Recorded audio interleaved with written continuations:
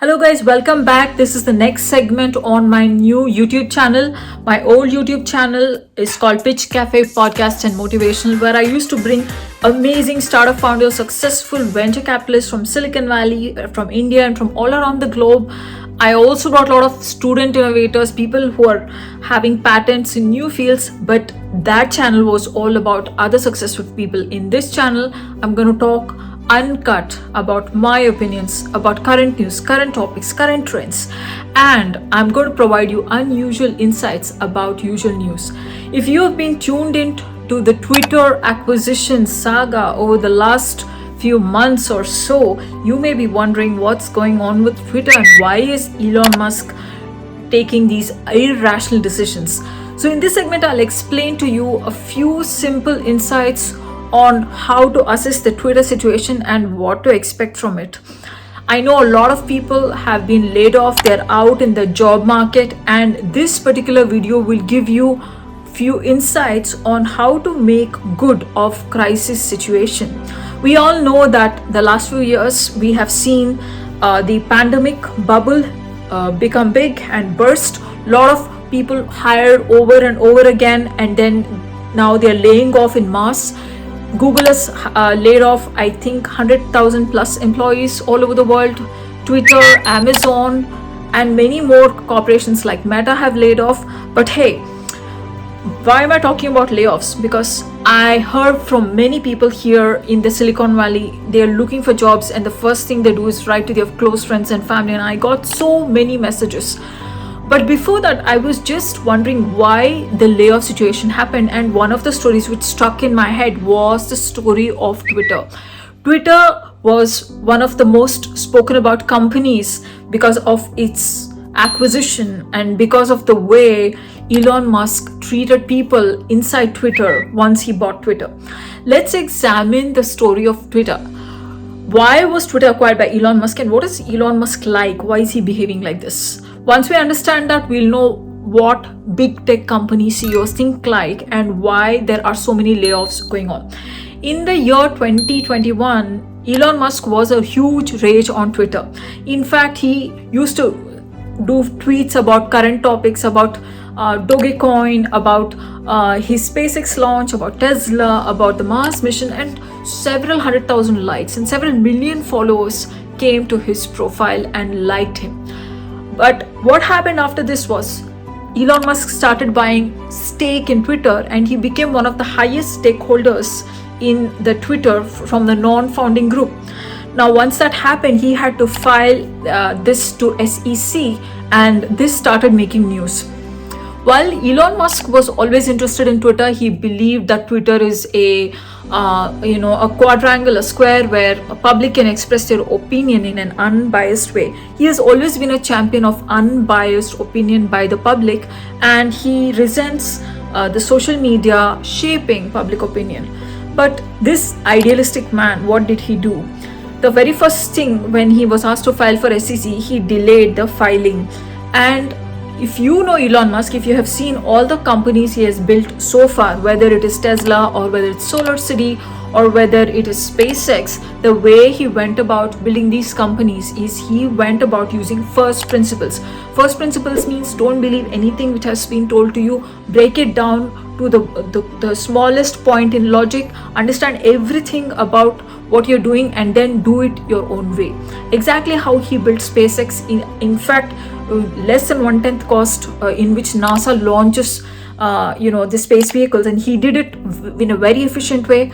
Even though the cost of electric vehicles was extremely high in his first batch of production, he systematically went about using first principles thinking, and he reduced the cost of production. Now Tesla is one of the most adopted EVs in the market. But we are talking about Twitter, so let's come back to Twitter. When the initial negotiations were going on with Twitter, Elon Musk had this notion that he would like to buy Twitter only if he's fully convinced, and he did his due diligence and he was not convinced. Also, to back up his imagination and his thinking, he found out that a lot of tweets were mediated by the CIA, the FBI, and many situations in Russia, Ukraine, and other parts of the world where there were riots they were influenced by not only the Twitter governance but the government of the United States and other individual parties. This was revealed by an ex-employee at Twitter who was fired, and this is what added fuel to the fire.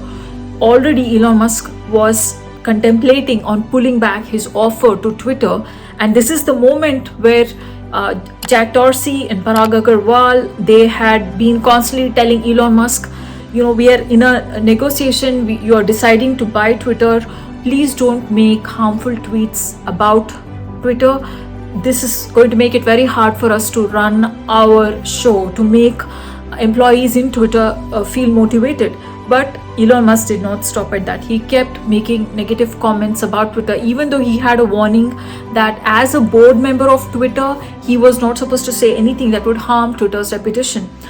But with all of this going on, and also he had made comments about several other celebrities, which was damaging Twitter's reputation, Twitter decided to sue Elon Musk when Elon Musk pulled back the offer. And this particular lawsuit forced Elon Musk to buy Twitter at a valuation of $44 billion. And he pulled in money from all his old friends by dissolving Tesla stocks, and a lot of key investors were involved in this acquisition. The point I'm trying to make here is Elon Musk came on Twitter as an unwilling employer, as an unwilling CEO. This deal was literally forced on him. He was not convinced by due diligence that this is going to work. The reason he said no was Twitter is losing $4 million per day. As soon as he came, he got into this $8 blue check mark feature. He said if you want to have a verified profile, then you should pay $8. After that, you should see this funny conversation he had with AOC. She's one of the most prominent figures in the American politics, a youth icon, and she said, this is capitalistic money, you're fleecing people $8 for free speech. Why are you doing that? And then Elon Musk shoots back. There is a Twitter war going on between AOC and Elon Musk. Elon Musk plays the typical capitalist. He says pay for free speech, and AOC is a typical Democrat, and she says free speech is birthright, you don't need to pay for it. So this war goes on, and AOC's tweets start getting modulated by Twitter, and she rants about it on Twitter. So Twitter does a lot of controversial moves. As soon as Elon Musk becomes CEO, a lot of people are fired, like the core team which was driving the place, the security officer, the CEO, everyone is fired.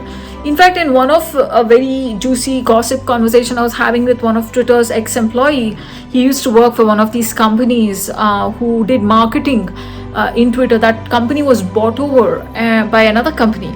I was like, this is marketing which was making Twitter successful. Why did Twitter have to sell this? So this was like a very stupid decision outright. That's what I thought. So things like this probably ticked Elon Musk off, and he fired the team which was currently running the show. But what he did not anticipate was how it is going to demotivate people. And there was another chat which Elon Musk is having in his private meeting room, which I thought was pretty juicy and pretty sensational. He is making fun of every feature on Twitter which was built by the old team, and he was trying to say how to make it better. Why would Elon Musk, after taking on Twitter as the CEO, make such a video and make it public? I don't understand. It brought down the morale of all the team that was working for him, that was involved in building these features in the first place. He completely fired the team in India. A lot of people were laid off, and this is not good. It was a very focused effort to remove people from certain national origin, and even in the top management in Twitter there were a lot of Indians. This really hurt the sentiment of Indians. And when I went out with a few friends of mine who had worked at Tesla, they said Tesla is also not treating its employees very well. People of certain country are not treated well. So why did he give a chance for all this kind of conversations? He could have been more diplomatic. The way he laid off people was done with one single email and a single click. this is not how you treat emotions of employees. He may be a very good first principles person building technology, but is he a good first principles person understanding emotions? All that said and done, today Tesla stock is doing really well. A lot of people are betting on Elon Musk. In fact, I admire his ability to take on big challenges myself.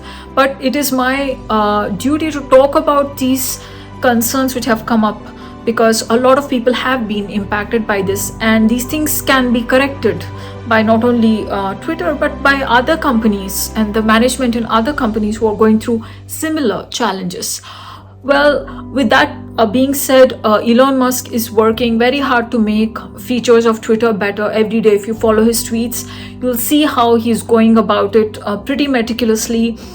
Even the monetization model, the new features where you can tweet more content and things like that, he's focusing on it.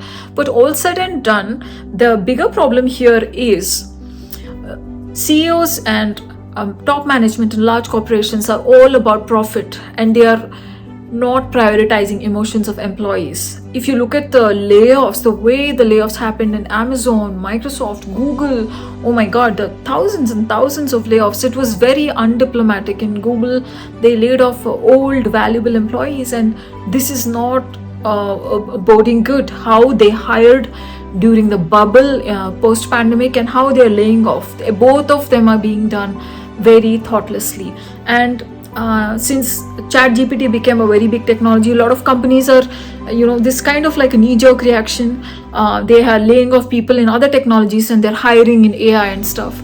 Well, this is not how hiring and firing should be done, how cash should be conserved for a rainy day. This is a big lesson for all of you who are working in big companies.